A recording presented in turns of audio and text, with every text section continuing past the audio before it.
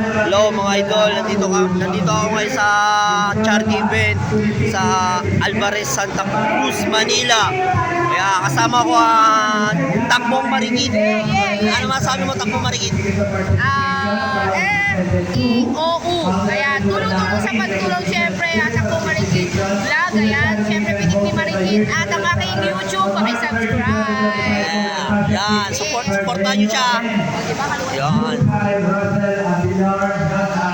Ito, ano masabi mo sa charity event natin, madam? Ano masabi mo sa charity event? Baka ka palabas.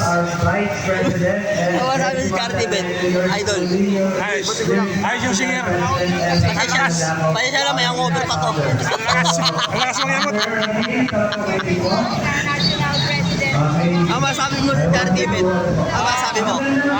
Ayos naman, at least na tayo nakaraos. Ano nakaraos? Ano Nakaraos tayo kahit ang iba umuwi na. Okay, yun. Kasi Kahit na-adjust ang oras, sana ano natin, dapat din natin i-adjust yung ano natin event kasi sayang yung mga iba na dumating na malalayong lugar. yun, ang mga iba kasing riders umuwi na kasi. Isa sa mga idol ko. Idol, ano masabi sa charity event? Successful kahit na medyo na delay. Ayun. Successful kahit at tapos.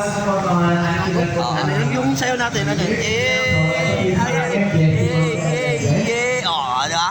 Manyakis yun eh.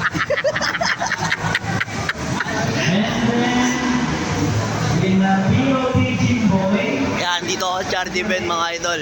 Yan. Alvarez, Santa Cruz, Manila.